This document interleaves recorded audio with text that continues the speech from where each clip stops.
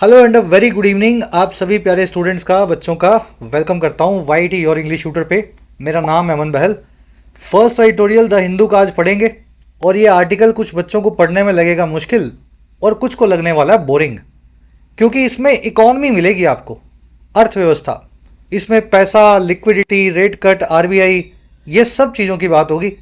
और मैं मानता हूँ इस तरह के आर्टिकल नए लोगों के लिए पढ़ना मुश्किल होता है, लेकिन हमारा काम क्या है? मुश्किल चीज़ों को आसान बनाना और बोरिंग चीज़ों को इंटरेस्टिंग बनाना। तो इस आर्टिकल को मैं एक फिल्म की कहानी के जरिए आपको समझाऊंगा।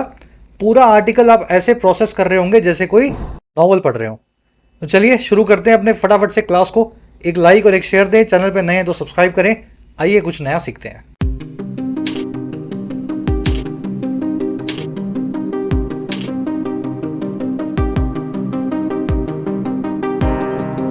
कह रहा जी टाइम फॉर एक्शन।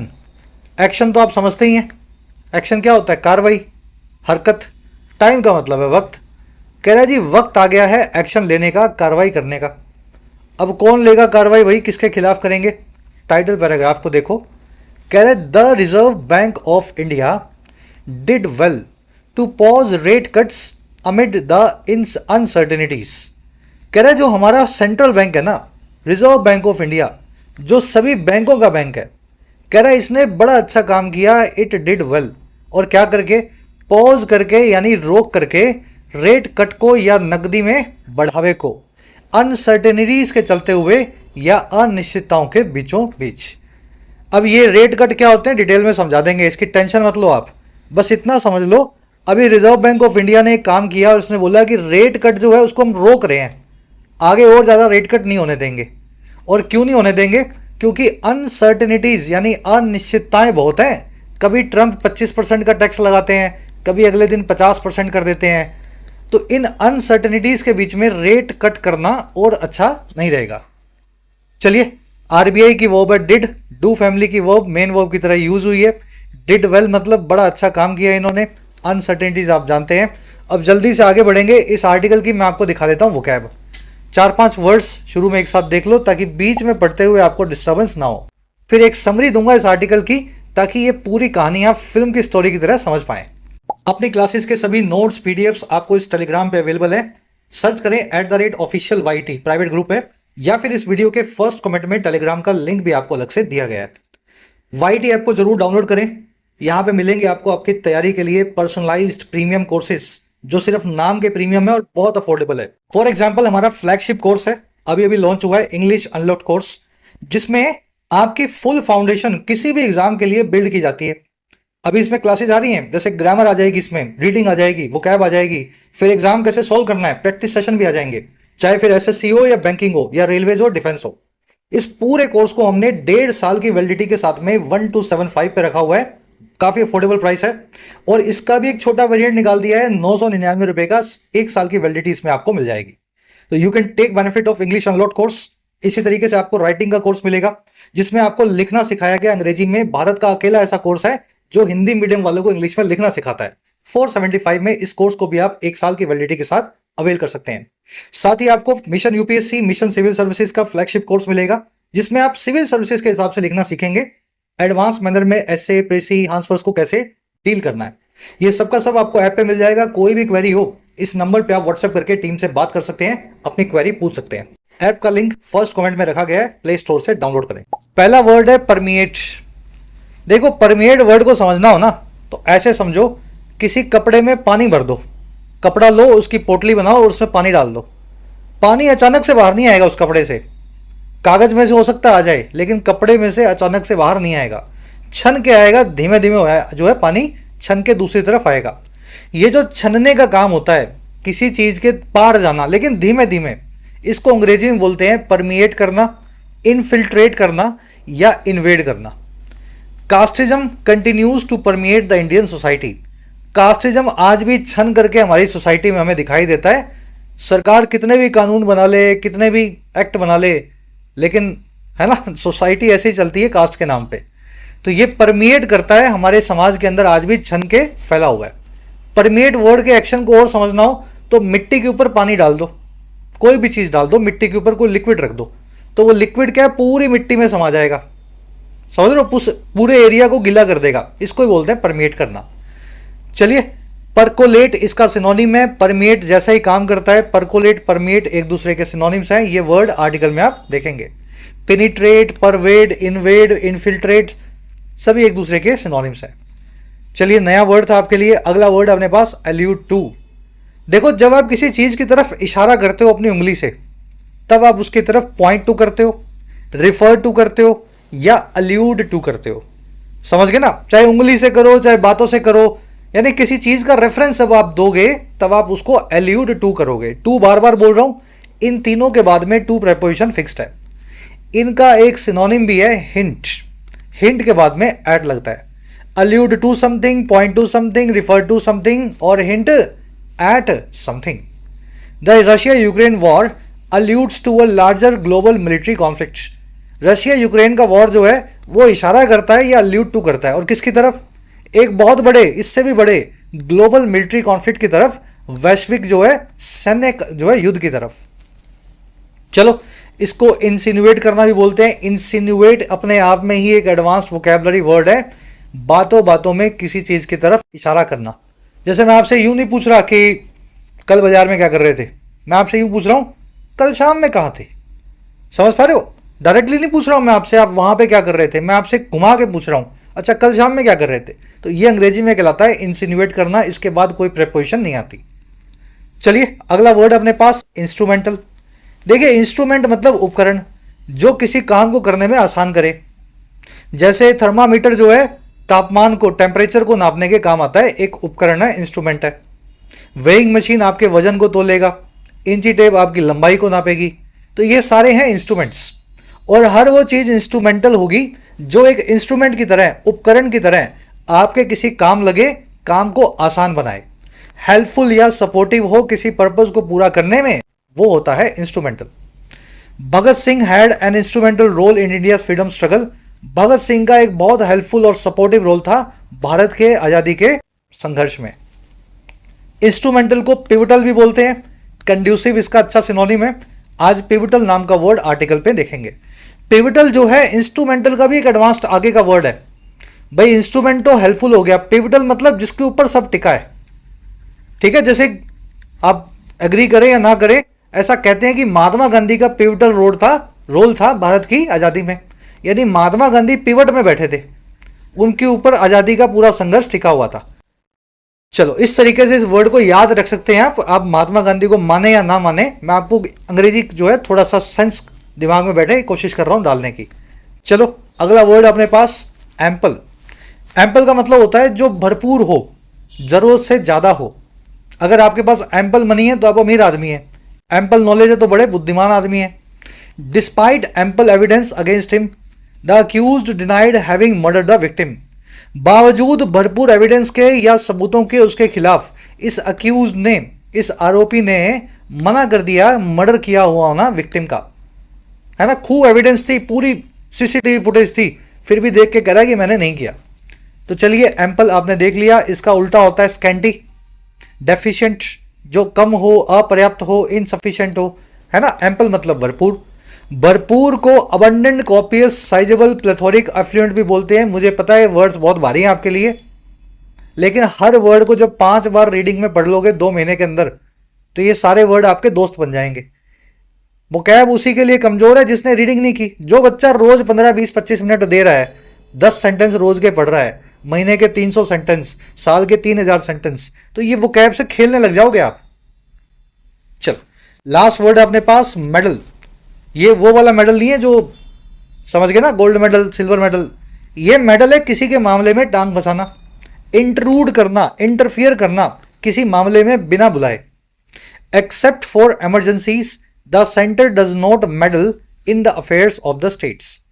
इमरजेंसीज को छोड़ करके सेंटर या केंद्र सरकार कभी भी टांग नहीं फंसाती है अफेयर्स में या मामलों में स्टेट्स के या राज्यों के।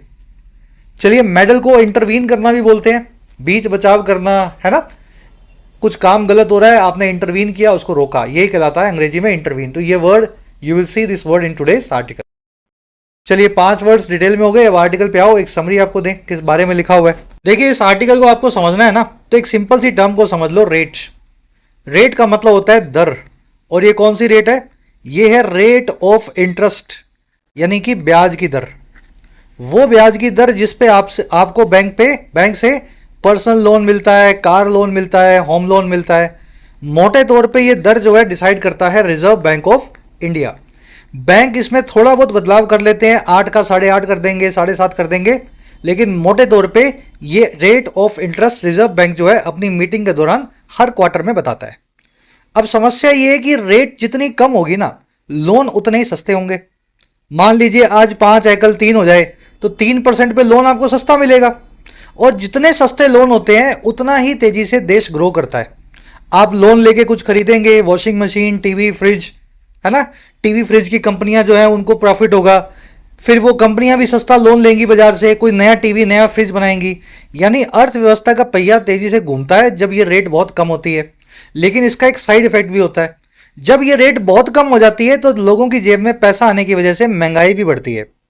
तो देश भी ग्रो कर रहा है और साथ में प्याज का, टमाटर का, चीनी का दाम भी बढ़ रहा है।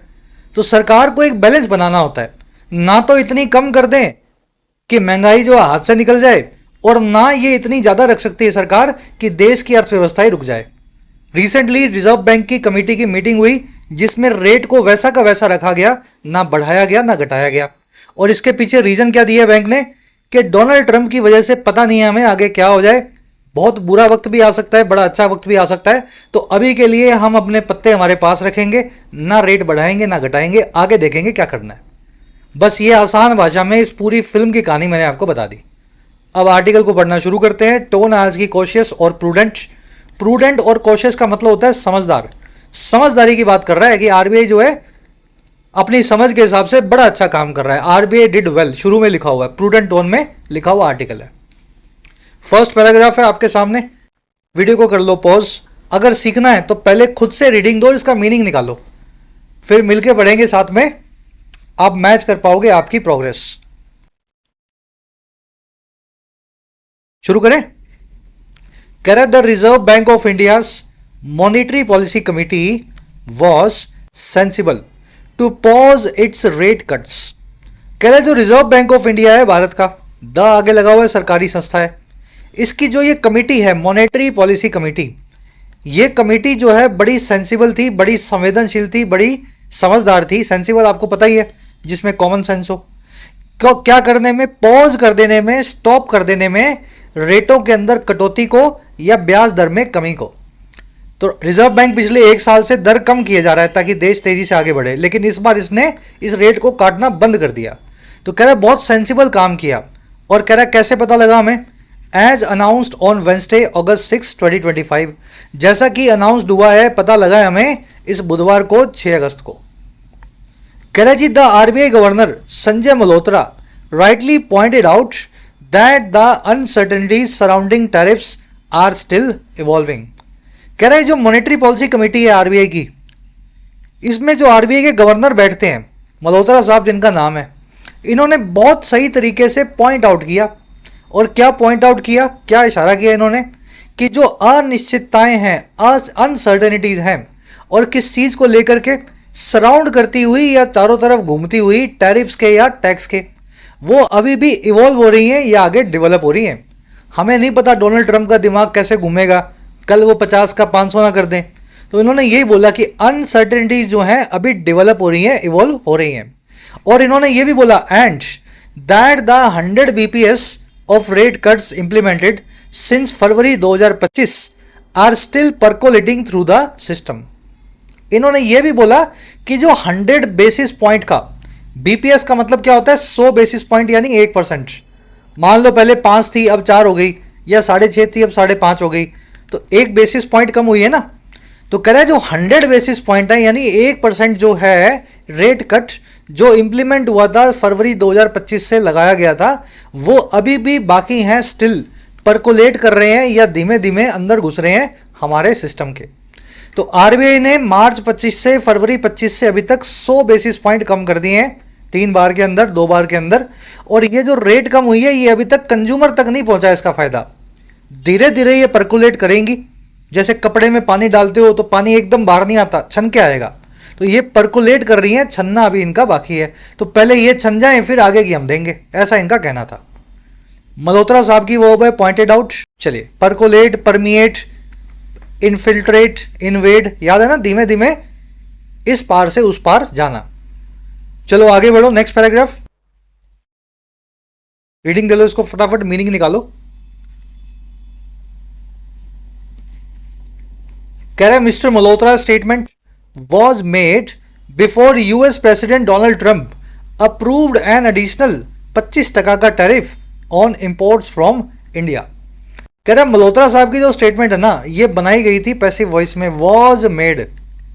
मेक अ स्टेटमेंट करना यानी स्टेटमेंट देना, तो ये स्टेटमेंट वॉज मेड दी गई थी, और किससे पहले, इस घटना से पहले। अब वो घटना क्या है, वो वाकया ये है कि यूएस प्रेसिडेंट डोनाल्ड ट्रंप ने जब अप्रूव कर दिया एक और एडिशनल 25% का टैक्स उस सारे इंपोर्ट्स पे जो भारत से अमेरिका करेगा। और ये 25% कहाँ होगा, एडिशनल कैसे होगा, ये होगा over and above the existing 25% reciprocal tariff. जो अभी में एग्जिस्टिंग 25% रेसिप्रोकल टैरिफ लगे हैं, ये उससे ऊपर होगा, ओवर एंड अबव होगा। ओवर एंड अबव क्या होता है, एग्जिस्टिंग 25 तो लेंगे लेंगे, उसके बाद ये कह रहे हैं 25 और लेंगे आपसे। यानी भारत से कोई सामान अमेरिका में जाएगा 100 रुपये का, अगर हम बेचना चाहें तो अमेरिका की सरकार हमसे 50 रुपये ले लेगी, और सरकार जो है उस माल की कीमत 150 करके बेचेगी, है ना। चलिए, स्टेटमेंट की वर्ब है वॉज मेड पैसिव वॉइस में, ट्रंप की वर्ब है अप्रूव्ड, रेसिप्रोकल टैरिफ वो टैरिफ होते हैं या वो टैक्सेस होते हैं जो बदले में लगाए जाते हैं, है ना। अमेरिका ने 50 साल किसी पे कोई टैरिफ ज़्यादा नहीं लगाया और दुनिया ने अमेरिका पे लगाया, तो अमेरिका बोलता है कि हम भी अब आप पे लगाएंगे, ये होगा बदले में लगाया गया रेसिप्रोकल टैरिफ।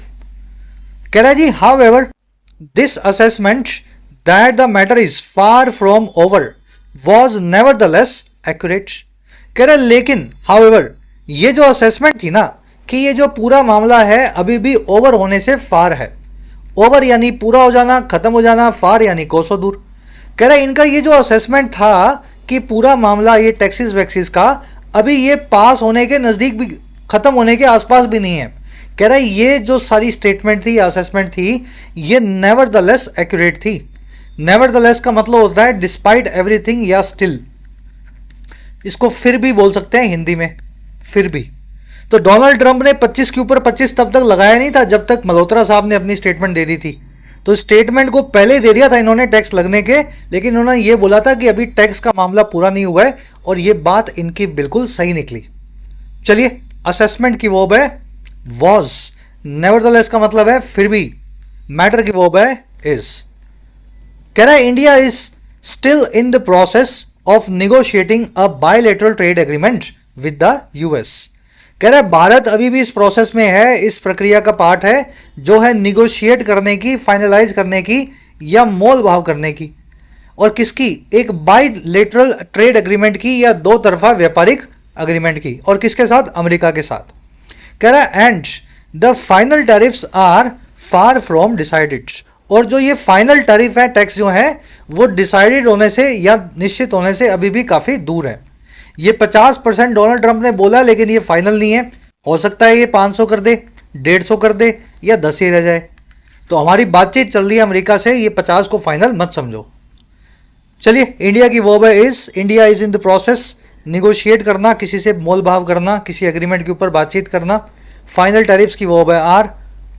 कह रहा है in the meantime mister Trump has already indicated that similar additional tariffs या penalty for buying oil from Russia may be imposed on other countries as well. कह रहा है जी इसी बीच में, इन द मीन टाइम यानी बीच का वक्त, भाई यहाँ पे टैरिफ लगे और ये सब काम हुआ, और इस काम से अभी तक के काम के या अभी तक के वक्त के बीच में हुआ ये कि ट्रंप ने पहले ही इंडिकेट कर दिया है या दिखा दिया है कि इसी तरह के और एडिशनल टैरिफ या टैक्स जो कि पेनल्टी होंगी बाय करने की अमेरिका रशिया से पेट्रोल को या ऑयल को। कह रहा है ऐसे और टैरिफ जो हैं वो लगाए जा सकते हैं दूसरी कंट्रीज पे भी, on other countries as well. कह रहा है which will impact India's competitive advantage, और ये वही चीज़ है जो इम्पैक्ट करेगी, प्रभावित करेगी भारत की कॉम्पिटिटिव एडवांटेज को। एडवांटेज का मतलब होता है जो चीज़ आपके फेवर में हो, कॉम्पिटिटिव यानी जो कंपटीशन से रिलेटेड हो। अभी भारत पे 25 लगा हुआ, भारत पीछे हो गया।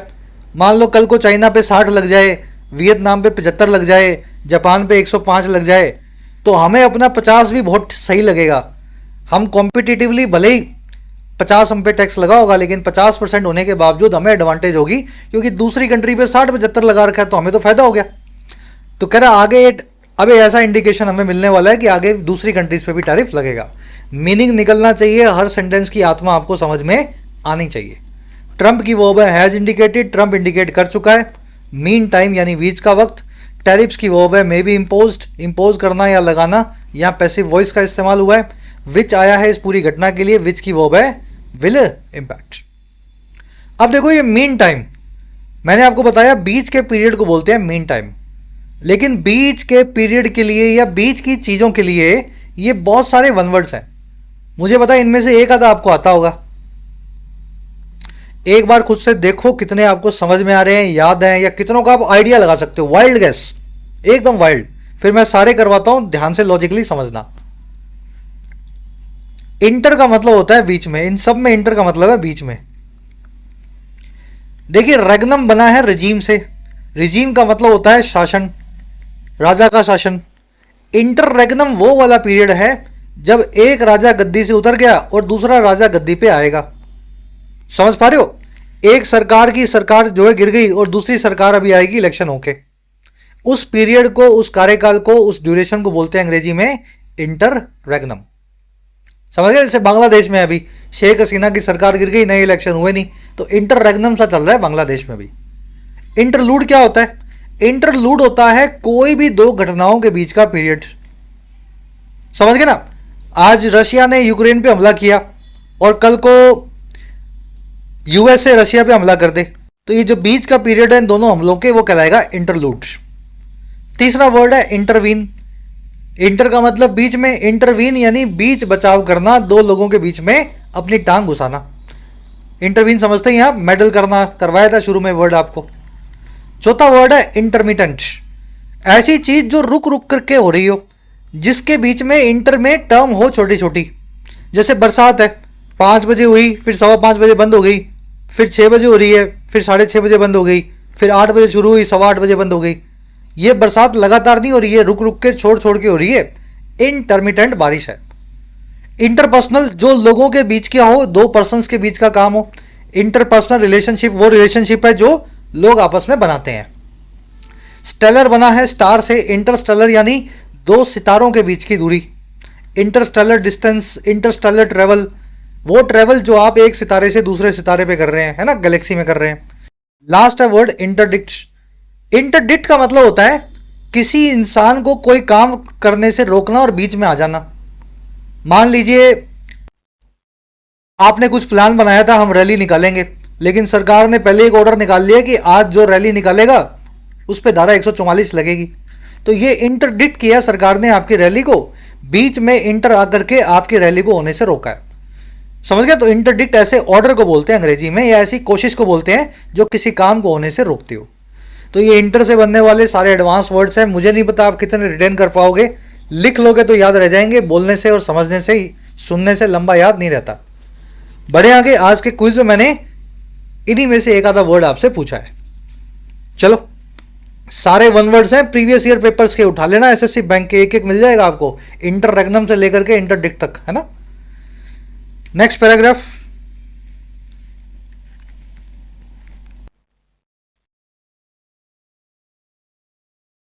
चलिए खुद से पढ़ना है, साथ में पढ़ लो। कह रहा है leaving room for another rate cut later in the year when things might be clearer this was the sensible thing to do. कह रहा है जी लीव करना या छोड़ देना रूम को। रूम का क्या मतलब होता है? कमरा। लेकिन रूम वर्ड का अंग्रेजी में एक और मतलब भी होता है गुंजाइश। ठीक है, गुंजाइश। कह रहा है जी गुंजाइश को छोड़ते हुए एक और रेट कट की या रेट में कमी की, जो लेटर इन द ईयर होगी, इसी साल के लेटर पार्ट में होगी, है ना, दिवाली के आसपास। और कब? कह रहा है वो तब होगी जब चीजें और ज्यादा क्लियर होंगी, साफ होंगी, हमें पता लग जाएगा डोनाल्ड ट्रंप क्या करने वाला है। कह रहा है ये जो काम था ना, इस तरह से गुंजाइश को आगे के लिए छोड़ देने का, वो बड़ा सेंसिबल काम था करने का, या सेंसिबल थिंग थी टू डू। चलिए, लिविंग जीरेंड है, वर्ब क्या है? Ing form. इस जीरेंड की वर्ब क्या है? वॉज। थिंग्स की वर्ब है माइट बी। कह रहा है जी the other broad reason why the pause make sense is that it allows the RBI to see whether such monetary measures are working. कह रहे एक और दूसरा मोटा रीजन भी था, ब्रॉड रीजन भी था। पहला रीजन तो है ही डोनाल्ड ट्रंप, सिरफिरा आदमी है, कभी कुछ भी कर देता है, भारत से चिढ़ा हुआ है। कह रहा है वो रीजन तो है ही। दूसरा रीजन, एक और मोटा रीजन इनके पास ये भी था, और किस चीज़ का, कि क्यों ये पॉज जो है मेक सेंस करता है, बड़ा सेंसिबल लगता है। वो रीजन ये है कि दैट ये अलाउ करता है रिजर्व बैंक को कि वो देख पाए कि ये जो सारे कदम रिजर्व बैंक उठा रहा है, फरवरी से अभी तक कम करता है इंटरेस्ट को, क्या वो काम भी कर रहे हैं या नहीं कर रहे। देखो फरवरी में कम करना शुरू किया था, अभी चल रहा है अगस्त, अभी तक इनको सही इंडिकेशन नहीं मिला कि जो रेट कम की थी उसका फायदा मिला हो। तो अक्टूबर नवंबर तक ये थोड़ा सा और वेट करेंगे, फायदा कैसा मिलता है वो देखना चाहेंगे। चलिए, रीजन की वर्ब है इज, पॉज की वर्ब है मेक सेंस। मेक सेंस करना समझ में आता होगा आपको। इट की वर्ब है अलाउज, इट आया रेट कट के लिए। मॉनेटरी मेजर्स की वर्ब है आर वर्किंग। कह रहा जी the 100 BPS cumulative cut in rates over the last 6 months is significant and the banking system needs time to pass that on to borrowers. कह रहा है ये जो 100 बेसिस पॉइंट का क्यूमुलेटिव कट था, कट का मतलब है कटौती, 100 बेसिस पॉइंट मतलब 1%, जैसे 50 बेसिस पॉइंट मतलब 0.5% जो है इंटरेस्ट रेट कम हो गई। कह रहा है जो हमने 100% का, 100 बेसिस पॉइंट का या 1% का कटौती किया है मिला जुला करके, क्यूमुलेटिव। कह रहा है और कब, पिछले 6 महीनों में जो किया है वो बहुत बड़ा है, सिग्निफिकेंट है। और बैंकिंग सिस्टम जो है उसको ज़रूरत है थोड़े से टाइम की कि वो पास करे इस चीज़ को ऑन टू द बोरोवर्स, या वो आगे इसका फ़ायदा पहुंचाए कर्ज लेने वाले लोगों तक। तो जैसे इंटरेस्ट रेट कम होती है आपका लोन अपने आप सस्ता नहीं होता। 1, 1.5, 2 महीने में बैंक पूरी कैलकुलेशन करेगा, फिर आपके पास एक ईमेल आएगा कि आपका लोन सस्ता कर रहे हैं। तो कह रहा है बहुत सारा एक साथ कर चुका है पिछले 6 महीने में, और सिस्टम को भी वक्त की ज़रूरत है कि पहले 100 बेसिस पॉइंट का फ़ायदा आपको और मुझे मिलना शुरू हो। अभी तक पूरा अच्छे से नहीं मिला है। चलिए, कट की वर्ब है इज, सिग्निफिकेंट यानी जरूरी, क्यूमुलेटिव यानी कुल मिलाकर के, सिस्टम की वर्ब है needs, pass something on to someone, किसी चीज़ को आगे पास ऑन करना, ट्रांसफ़र करना या किसी और को देना। रेट कट हुई, लोन सस्ता हुआ, तो लोन अगर मैंने ले रखा है तो मुझे फ़ायदा मिलना चाहिए ना, मेरी EMI कम होनी चाहिए। तो यही पास ऑन टू करना होता है बैंकों को, रेट कट का फ़ायदा हम लोगों तक। कह रहा the governor also pointed out that there is ample liquidity in the system which means the banks have the money to lend. कह रहे गवर्नर साहब ने यह भी पॉइंट आउट किया, इशारा किया कि बथेरी लिक्विडिटी है या बहुत पैसा है इस पूरे सिस्टम में। लिक्विडिटी का मतलब होता है नकदी, है ना। एम्पल का मतलब होता है बहुत, पर्याप्त, सफिशिएंट। गवर्नर साहब ने यह भी बोला कि ऑलरेडी बहुत सारी नकदी सिस्टम में है, और इसका मतलब ये है कि बैंकों के पास भी खूब पैसा है आगे लोगों को उधार में देने के लिए। जब पैसा कम होगा तब रेट और कम कर देंगे, नकदी को और ले आएंगे। चलो, मीनिंग निकल रहा है हर चीज़ का। मुझे पता है आपको थोड़ा मुश्किल लग रहा होगा, पर जिसने आज पहली बार सुना है ना उसके लिए मुश्किल है। 3 आर्टिकल इकोनॉमिक पढ़ लो मेरे साथ, पुराने उठा लो कोई भी 2, आज तीसरा हो गया। 3 के अंदर आपका पूरा जो है ना कॉन्सेप्ट बिल्डिंग हो जाएगी, कैसे इंटरेस्ट रेट, क्या बैंक का क्या काम है ना, इस तरीके से। चलो, अब कुछ वोकैब और अपने पास, पास ऑन टू करना देखना, आगे किसी चीज़ को ट्रांसफ़र करना। वोकैब है बोरो, लैंड और ओ, इन 3 वर्ड्स पे। लैंड, बोरो और ओ, इन तीनों का मतलब पता है आपको। मैं चाहता हूं वीडियो को पॉज करो और अपना खुद का लेवल खुद से डिसाइड करो। तीनों वर्ड्स को क्या आप यूज कर पाते हो, इनका हिंदी मीनिंग पता है आपको। चलो, ये सारे करवाएंगे आपको। लैंड का मतलब है उधार देना, बोरो का मतलब है उधार उठना, कर्ज लेना, और ओ का मतलब है कर्जदार होना। ओ के अंदर आप कर्ज लेते नहीं हो, किसी के कर्जदार होते हो। ठीक है ना, आपने मुझे 100 रुपये दिए, you lent 100 rupees to me. Lent की सेकंड फॉर्म लेंट होती है। अगर मैंने आपसे 100 रुपये लिए तो I borrowed 100 rupees from you, और अगर 100 रुपये ले चुका हूं तो मैं आपका कर्जदार हूं, देनदार हूं, तो मैं ओ करता हूं, यानी आई ओ 100 रुपीज टू यू। तो ऐसे ये वर्ब जो है तीनों याद रखना, बड़े कॉमन से वर्ड्स हैं। अब देखो, पैसा देने लेने से जुड़ने वाली, मिलने जुलने वाली, ये सारे फ्रेजल वर्ब्स और इडियम्स अपने को आनी चाहिए। देखिए, ये शुरू के तीनों का मतलब होता है पैसा देना, और बहुत सारा देना, जितना आप नहीं चाहते थे उससे भी ज़्यादा।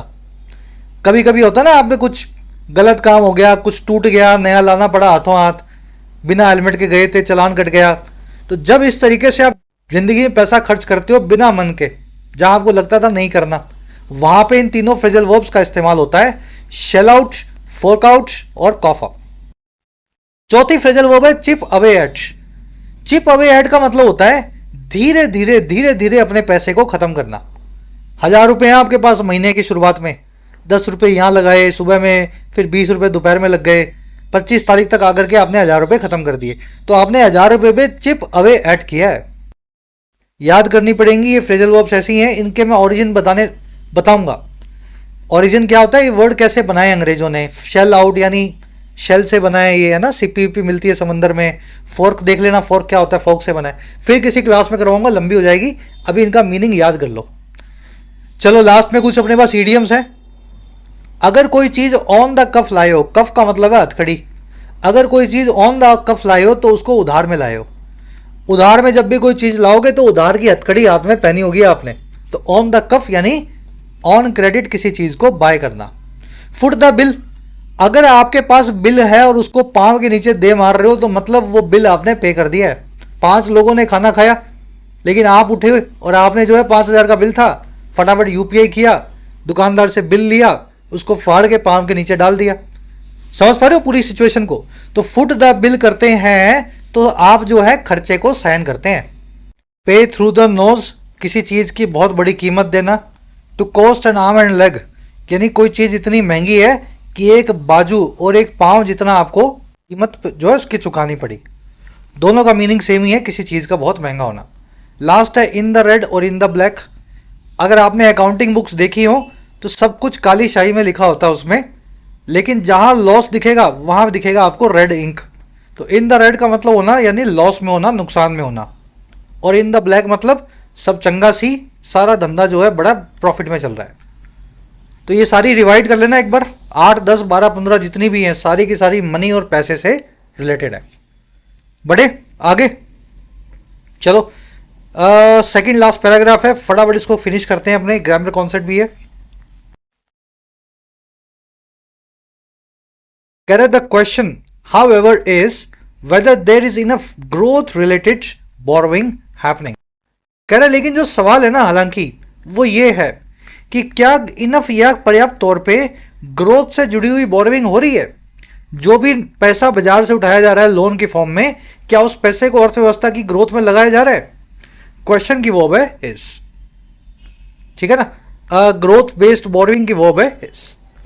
कह रहा जी RBI data show that as of end June loans to purchase consumer durables had contracted about 3% compared to the previous year। RBI का डेटा हमें ये दिखाता है कि जून के अंत तक अगर बात की जाए, जुलाई अगस्त में क्या हुआ हमें नहीं पता, एज ऑफ एंड जून 30 जून की अगर बात की जाए तो इस साल में जो लोन्स लिए गए हैं परचेज करने के लिए कंज्यूमर ड्यूरेबल्स को, कंज्यूमर ड्यूरेबल यानी टीवी, फ्रिज, वॉशिंग मशीन, जो कंज्यूमर अपने घर पे खरीदता है और 10-5 साल वो चीज़ चलती है। तो कह रहा है ये सारे जो लोन्स हैं कंज्यूमर ड्यूरेबल वाले, ये कॉन्ट्रैक्ट कर गए थे या सिकुड़ गए थे। कॉन्ट्रैक्ट मतलब सिकुड़ जाना, और कितना, 3% से, और किसके मुकाबले, प्रीवियस ईयर के, पिछले साल के। लोन्स की वो है हैड कॉन्ट्रैक्टेड। कॉन्ट्रैक्ट करना मैंने आपको बता दिया, पहला मीनिंग होता है कॉन्ट्रैक्ट करना, किसी से कोई एग्रीमेंट करना, सुना होगा ना आपने, हमने कॉन्ट्रैक्ट किया उनसे। दूसरा कॉन्ट्रैक्ट का मतलब होता है किसी चीज़ का कम होना, सिकुड़ जाना साइज में। जैसे स्वेटर सिकुड़ गई धोने के बाद में, तो स्वेटर हैज़ कॉन्ट्रैक्टेड। तो यहाँ पे कंज्यूमर ड्यूरेबल के लोन जो है वो सिकुड़ के कम हो गए हैं। कह रहा है growth in housing loans slowed sharply to 9.6% from 36% a year earlier, while vehicle loans too slowed by 5 percentage points over the last year। कह रहा है जी अगर हाउसिंग लोन्स की बात करें, वहां पे ग्रोथ को देखें, घर लेने के लिए जो लोन लिया जाता है वो ग्रोथ धीमी पड़ गई, और बहुत तेजी से धीमी पड़ी है। 9.5% पे आ गई है इस साल, जो 36% थी पिछले साल। जबकि कार के लिए, बाइक के लिए जो व्हीकल लोन्स हैं वो भी स्लो हुए हैं 5 परसेंटेज पॉइंट्स पिछले साल के मुकाबले। ये सारे लोन्स अच्छे लोन्स हैं। आप घर बनाने के लिए लोन लो, टीवी ले के लिए लोन लो, इससे अर्थव्यवस्था का चक्का तेजी से घूमता है, और ये सारे जो है कम हो गए हैं। कह रहा है in line with this subdued demand outlook companies to seem to be slowing their borrowing. कह रहा है बिल्कुल इसी लाइन के साथ, इसी तर्ज पे, इन लाइन विद मतलब इसी तर्ज पे, इसी हिसाब से और किसके, इस सबड्यूड डिमांड के। सबड्यू करना यानी किसी चीज को शांत करना, ठंडा करना, नरम बनाना। कह रहा है इस नरम पड़ी हुई, शांत पड़ी हुई डिमांड के आउटलुक के हिसाब से ही कंपनियों ने भी सीम वो दिखाई देती हैं कि वो स्लो कर रही हैं, धीमी कर रही हैं अपनी बोरोइंग को। अरे आप टीवी नहीं खरीदोगे, टीवी खरीदने की दर आपकी कम हो जाएगी वॉशिंग मशीन बनाने की, तो वॉशिंग मशीन वाली कंपनी भी लोन लेके क्या करेगी बैंक से, है ना, वो भी अपना लोन कम कर देगी। चलिए, कह रहा loans to industry grew by 5.5% in June 25, down from 8.1% in June last year. Industry को जो लोन दिया जाता है वो ग्रो कर गया 5.5% जून 25 में, और कहाँ था पहले, ये 8.5% हुआ करता था जून पिछले साल। चलिए, पैराग्राफ आपने पूरा कर लिया। अब एक ग्रामर कॉन्सेप्ट है, बड़ा आसान है, एक बार में समझ सकते हो। इनफ का मतलब होता है काफ़ी या पर्याप्त। नाउन के पहले आता है और एडजेक्टिव के बाद में आता है। कोई अच्छी चीज़, कोई नाउन काफ़ी हो सकती है, समझ पा रहे हो। मान लीजिए एक नाउन है मनी, मनी मतलब पैसा। अगर पैसा काफ़ी है आपके पास तो आपके पास इनफ मनी है, यानी इनफ जो है मनी के पहले आएगा। लेकिन रिच, रिच का मतलब होता है अमीर। अगर आप पर्याप्त तौर पे अमीर हैं तो आप रिच इनफ हैं। I am rich enough, she is rich enough, समझ पा रहे हो। मनी के लिए इनफ मनी, लेकिन रिच नाम के एडजेक्टिव के लिए रिच इनफ। तो ये इनफ जो है इस तरीके से चलता है। वाटर यानी पानी, वेट यानी भीगा हुआ, गीला। पानी एक नाउन है, भीगा हुआ एक एडजेक्टिव है। अगर आपके पास पर्याप्त पानी है तो आप इनफ वाटर रखते हैं, और अगर कोई चीज़ काफ़ी या पर्याप्त तौर पे गीली है तो वेट इनफ है। स्ट्रेंथ मतलब ताकत, स्ट्रॉन्ग मतलब ताकतवर। ताकतवर एक एडजेक्टिव है, ताकत एक नाउन है। अगर इनफ ताकत है आपके पास तो भी ठीक है, और अगर आप स्ट्रॉन्ग इनफ हैं तो भी ठीक है। तो नाउन एडजेक्टिव देख करके इनफ की पोजीशन को आपको डिसाइड करना है। यहां देखो, ग्रोथ रिलेटेड बोरोइंग, बोरोइंग यानी उधार, उधार एक नाउन है और उसके लिए आपने इनफ नाम के एडजेक्टिव का इस्तेमाल किया, ठीक है ना। उधार कैसी है, ग्रोथ से जुड़ी हुई है, लेकिन है कितनी, इनफ।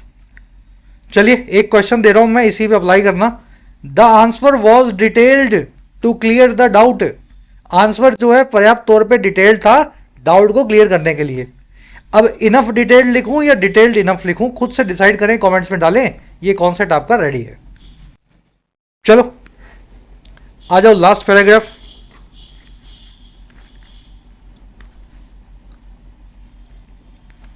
कह रहा है simply reducing rates therefore is not enough, and that is something governor alluded to when he said stronger policy frameworks across domains and not just limited to monetary policy would be pivotal in achieving India's growth potential। तो अगर सरकार के बाजार में खूब पैसा है लेकिन कोई आदमी लोन नहीं ले रहा है, तो कह रहे हैं सिंपल तौर पे रिड्यूस कर देना लोन की दर को, रिड्यूस कर देना रेट को इस प्रकार से, वो इनफ नहीं होगा, इज नॉट इनफ। और कह रहे हैं ये एक ऐसी चीज़ है दैट इज समथिंग जो गवर्नर ने अल्यूड टू किया, या जिसकी तरफ गवर्नर ने इशारा किया। अल्यूड टू करना, रिफर टू करना, पॉइंट टू करना। और कब किया, जब गवर्नर साहब ने ये कहा कि और ज़्यादा मजबूत पॉलिसी फ्रेमवर्क्स की जो है हमें ज़रूरत है। फ्रेमवर्क यानी ढांचा, पॉलिसी यानी कानून। हमारी पॉलिसी मेकिंग का ढांचा और ज़्यादा मजबूत होना चाहिए। और कहाँ होना चाहिए, हर डोमेन में होना चाहिए, ना सिर्फ वो लिमिटेड हो मॉनेटरी पॉलिसी तक, ब्याज की दरों तक। कह रहा है ऐसा ढांचा जो है ना वो बड़ा पिवटल होगा, इंस्ट्रूमेंटल होगा, हेल्पफुल होगा अचीव करने में भारत की ग्रोथ की पोटेंशियल को।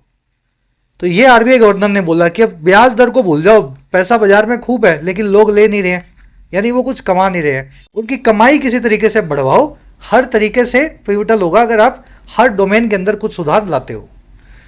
रिड्यूसिंग की वर्ब है इज, दैट की वर्ब है इज, गवर्नर की वर्ब है अल्यूडेड टू, इशारा करना, पॉलिसी फ्रेमवर्क्स की वर्ब है would be, pivotal, instrumental, conducive, helpful, याद है ना वर्ड। पोटेंशियल यानी आपके अंदर की संभावना। कह रहे the government has to intervene in a more focused manner than just increasing capital expenditure across the board. कह रहा है जी सरकार को भी इंटरवीन करना होगा, इंटरवीन करना, बीच बचाव करना, और ज़्यादा फोकस्ड मैनर में या फोकस के साथ। और किसके बजाय, बजाय खाली खाली इंक्रीज करने के अपने कैपिटल एक्सपेंडिचर को, अक्रॉस द बोर्ड, हर जगह। कैपिटल एक्सपेंडिचर क्या होता है? सड़कें बनाओ, पुल बनाओ, है ना, बांध बनाओ। सरकार क्या सोचती है? कैपिटल एक्सपेंडिचर करवाएंगे, लोगों को मजदूरी मिलेगी, रोजगार मिलेगा। कह रहे सरकार को इससे ज़्यादा भी कुछ करना होगा, खाली 300 रुपया मजदूरी दे करके लोगों का पेट नहीं भरने वाला। कैपिटल एक्सपेंडिचर अकेला अकेला लोगों की इनकम को नहीं बढ़ा सकता। गवर्नमेंट की वो हैज इंटरवीन करना, बीच बचाव करना, मेडल करना। अक्रॉस द बोर्ड मतलब हर एरिया में। कह रहा है lot can be done through tax, बहुत सारा काम किया जा सकता है टैक्स के जरिए भी। कैसे किया जा सकता है? कह रहा है the goods and services tax rate rationalisation that was promised several times is being या इज लॉन्ग ओवरड्यू। कह रहे जो जीएसटी टैक्स की जो रेट का रेशनलाइजेशन है, रेशनलाइजेशन यानी चीज़ों को सही करना, रैशनल बनाना। अभी अजीब सा जीएसटी लग रहा है, आपने सुना होगा, कच्चा पनीर लोगे तो ज़्यादा टैक्स लग जाएगा, पका के सब्जी बनाओगे तो कम टैक्स लगेगा, सब्जी स्विगी से मंगाओगे तो ज़्यादा लगेगा, जाके दुकान से खा के आओगे तो कम लगेगा। कह रहा है जीएसटी में जो ऊट पटांग टैक्स की रेट है, उसमें जो रेशनलाइजेशन है, जिसका वादा किया गया है कई बार सरकार के द्वारा पिछले 8 साल में, वो लॉन्ग ओवरड्यू है। अब वो समझ गए ना, काफ़ी वक्त से पेंडिंग है। यहाँ पे सरकार को कुछ कदम उठाने चाहिए। कह रहा है a reduction in fuel prices in line with lower oil prices too will lift consumer sentiment. कह रहा है फिर दूसरा काम ये करो, फ्यूल के प्राइसेस में रिडक्शन कर दो, जैसे कि ऑयल के प्राइसेस कम हो गए हैं उसकी लाइन के अंदर ही, उसी तर्ज पे। कह रहा है वो भी उठा देगा या लिफ्ट कर देगा आम आदमी के सेंटिमेंट को। जीएसटी कम लगेगा, चीज़ें सस्ती हो जाएंगी, पेट्रोल डीजल सस्ता हो जाएगा, तो इससे क्या होगा, आम आदमी को थोड़ी राहत मिलेगी, उसकी इनकम थोड़ी सी बढ़ी हुई उसको फील होगी। कह रहा था RBI can for the moment afford to wait things out. कह रहा जो रिजर्व बैंक है ना, इस मोमेंट पे फॉर द मोमेंट अफोर्ड कर सकता है इस चीज़ को कि वो वेट करे थिंग्स को आउट होने का। वेट समथिंग आउट का मतलब है किसी चीज़ के होने का इंतजार करना। तो आरबीआई के पास अभी ये लग्जरी है कि वो 2, 4, 6 महीने इंटरेस्ट रेट को यहीं बना के रखे और चीज़ों को आगे क्लियर होने का इंतजार करे। कह रहा the government does not have this luxury. सरकार के पास ये लग्जरी, ये सुविधा नहीं है, सरकार को अभी के अभी हरकत में आना होगा। समझ गए? Afford to wait things out, ठीक है, गवर्नमेंट की ओवर डज नॉट है। अब मेरे ख्याल से पूरा आर्टिकल आपने पूरा अगर क्लास देखा है तो कहानी की तरह समझा होगा। फर्स्ट क्वेश्चन कह रहा है कि प्रीवियस रेट कट के इंपैक्ट को लेकर के इस आर्टिकल से आपको क्या पता लगा। जो 100 बेसिस पॉइंट्स फरवरी से घटाए गए हैं उसके बारे में इस आर्टिकल में क्या कहा गया है। अभी तक वो हम तक नहीं पहुंचे हैं। बैंक में जरूर लोन सस्ता हो गया है, बैंक वालों को फायदा हो रहा है, हमारी लोन की किस्तें सभी बैंकों ने कम नहीं की हैं। They are yet to be fully transmitted या passed on through the banking system. समझ गए ना, वो रेट कम का फायदा बैंक वाले उठा रहे हैं। 3-4 महीने वो उठा लेते हैं शुरू में, फिर 4-6 महीने बाद जब मजबूरी आती है तब हमारा रेट जो है कम करेंगे। तो अभी तक भी हो रहा है, हमें कुछ फायदा नहीं मिला। सेकंड देखो, कह रहा है जी इनमें से कौन सी अजम्पशन आप मान सकते हो या जो अंडरलाइन करती है आरबीआई के डिसीजन को इंटरेस्ट रेट को पॉज करने का। चारों में से कौन सी बात सोच करके आरबीआई गवर्नर को लगा होगा अभी रेट को आगे और ना काटें। उनको यही लगा कि ट्रंप का भरोसा नहीं है, क्या हो जाए आगे, क्या लगा दे टैक्स, कौन सा टैरिफ लगा दे। तो उनको लगी बहुत सारी अनसर्टेनिटीज हमारी ट्रेड पॉलिसी में जो कि ऑल्टर कर सकती हैं, चेंज कर सकती हैं आर्थिक हमारे बैकग्राउंड को और आगे। तो ये देखना चाहते हैं 2-3 महीने में ट्रंप क्या करते हैं, फिर उसके हिसाब से रेट कट पे डिसीजन लेंगे। सेकंड का आंसर बनेगा सी, फर्स्ट का आंसर बनेगा बी। चलो अब कुछ क्वेश्चंस मेरे ख्याल से खुद से कर ही लोगे आप। फोर्क आउट, ऑन द कफ, दोनों का मीनिंग बताना है। लैंड का उल्टा क्या होता है, एंटोनिम। और चिप अवे एट इस फ्रेजल वर्ब का क्या मीनिंग है। फिर एक वर्ड करवाया था आपको, इंडाइट, है ना, स्ट्राइक करने जा रहे हो आप, सरकार ने धारा 144 लगा दी, तो इंडिक्ट बोलते हैं इसको। इंडिक्ट का क्या मीनिंग होता है, वन वर्ड है। और लास्ट में 2 एपिसोड्स के बीच के पीरियड को क्या बोलते हैं, इंटरल्यूड, इंटरवीन या इंटररेग्नम। थोड़े अच्छे लेवल के वर्ड्स हैं। फर्स्ट कमेंट में सारे आंसर आपको मिलेंगे, इस वीडियो के नीचे जाओ।